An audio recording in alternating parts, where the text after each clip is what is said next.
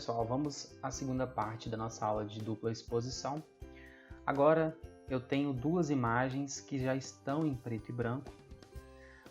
Essa imagem também que eu vou utilizar dessa moça, ela já tem um fundo com bastante contraste, né? Um fundo claro, então fica muito mais simples da gente fazer um recorte.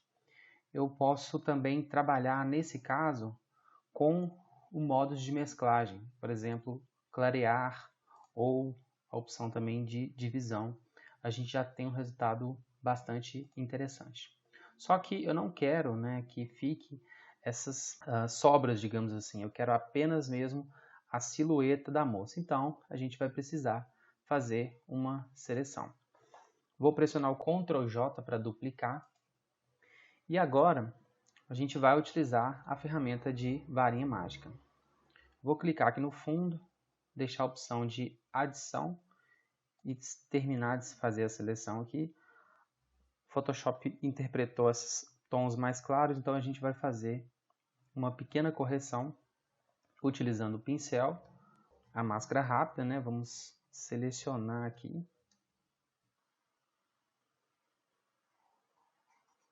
Então vamos fazer aqui a seleção, né? Onde o Photoshop não fez. Pressionamos o Q novamente. E agora a gente vai utilizar a opção de refinar a aresta. Assim como na aula anterior, a gente pode trabalhar aqui com um raio. Nesse caso, a gente vai utilizar o pincel para a gente ter aqui uma detecção melhor dos fios de cabelo.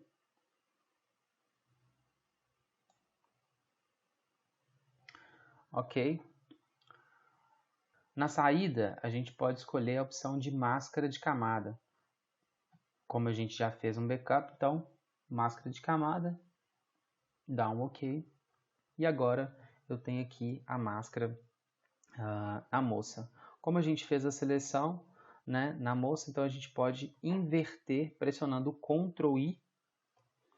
Agora sim a gente tem a inversão de cores e a gente tem a exibição da moça. Vou habilitar a camada, né, dessa paisagem com esses galhos de árvore e vou fazer a mesma coisa da aula anterior. Vou pressionar o Alt, clicar na miniatura da máscara e arrastar para a camada das árvores.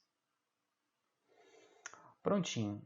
Agora eu vou criar uma nova camada com um preenchimento branco e eu vou começar a manipular o que vai ser exposto numa fotografia e o que não vai ser exposto na outra. Então, a gente já sabe, como a gente aprendeu na aula anterior, que o branco revela e o preto oculta. Então, eu quero revelar um pouco mais do rosto dessa mulher. E a gente pode ocultar, então, um pouco dos galhos. Mas, uma dica bem legal e bem interessante para quando você estiver trabalhando com máscara é que a gente pode desabilitar aqui essa correntinha, que ela deixa de estar vinculada em relação à posição. Então, a gente pode, por exemplo, selecionar a camada, aliás, a miniatura da imagem, e a gente pode movimentar, né, a imagem dentro dessa máscara. Então, aí a gente pode recompor e fazer um efeito bem legal. Então, a gente vai rotacionar. Eu pressionei o Ctrl T para habilitar a transformação livre. Eu vou reduzir a imagem. Pressionando o Shift, a gente tem a redução mantendo as proporções. E agora eu posso fazer uma composição mais interessante. Então, repare que a gente começa a ter um resultado bem legal. Vou reduzir um pouco mais. Se a gente reduzir pressionando o Alt, a gente reduz em relação ao centro. Então, por exemplo, eu posso sempre rotacionar e reduzir, sempre vai estar em relação ao centro se eu pressionar o Alt, e o Shift mantém a proporção. Os dois a gente tem as duas aplicações. Então, eu vou deixar mais ou menos nessa posição aqui, aumentar um pouquinho, para deixar aqui o efeito dos olhos. Enter. Agora a gente tem esse resultado. Bom, agora a gente vai fazer apenas alguns pequenos ajustes, na verdade, né? Então eu vou selecionar a máscara, vou trancar novamente e agora eu vou deixar aqui a miniatura habilitada da imagem dos galhos. Eu posso clicar com o botão direito e a gente tem aqui o menu contextual para a gente aumentar o tamanho, ou a gente pode também aumentar o tamanho do pincel utilizando os colchetes para reduzir ou aumentar. Bom, agora a gente começa a também trabalhar com a dureza, é importante deixar o pincel bem esfumaçado.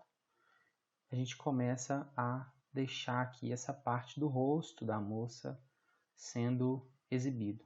A gente pode trabalhar também com a opacidade do pincel, para a gente não ter uma total exibição, e assim a gente tem um efeito mais esfumaçado, né?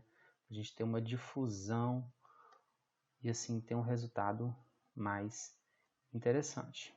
Eu vou inverter a cor de primeiro e segundo plano, pressionando a tecla X, e a gente pode, por exemplo, deixar assim um pouco mais clarinho, né? A gente pode também fazer a mesma coisa com a camada da moça, deixando alguma parte mais clara ou mais escura. Então fica aí a seu critério. Vou deixar aqui um pouquinho mais claro. Passar um pouco do pincel. Deixar a opacidade um pouco mais leve. Passar um pouco de preto. E assim a gente vai ajustando de acordo com o que a gente achar melhor. Eu quero fazer uma nova recomposição? Desabilita, movimenta a imagem e assim a gente tem o resultado que a gente espera. Vou deixar aqui porque depois a gente vai fazer um ajuste em que a parte clara da árvore, né, deixa-se uma continuidade do desenho. Então vou deixar aqui mais um pequeno ajuste. Mais claro. A moça para aparecer aqui um pouco do detalhe.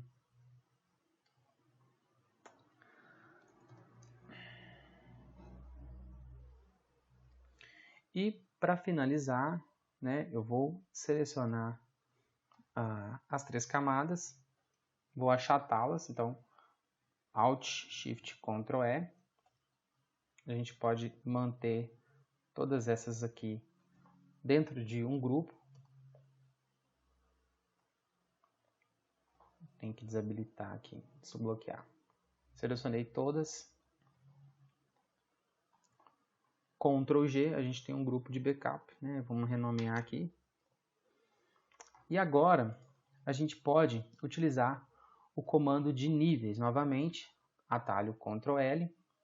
E agora eu vou selecionar aqui o conta-gotas, claro, o terceiro conta-gotas. Quando a gente seleciona esse conta-gotas e clica em algum ponto da imagem, a gente está falando para o Photoshop que aquilo ali é um ponto claro. Da mesma forma funciona com meios tons e pontos escuros. Nesse caso, a gente vai selecionar aqui uma parte que a gente quer que fique totalmente clara. Então a gente vai selecionar essa parte que está mais cinza. E quando a gente clica, a gente tem praticamente a exclusão, né? Ou faz com que essa parte mais cinza fique clara como um 100% de branco. Vou dar um OK. O resultado já está interessante. E agora, vou fazer simplesmente um corte na imagem. O atalho é C. É a terceira ferramenta de cima para baixo. Vou pressionar o Shift para manter a proporção, utilizar aqui os grids, né? E dou um Enter. E está aí a segunda forma da gente fazer a dupla exposição no Photoshop.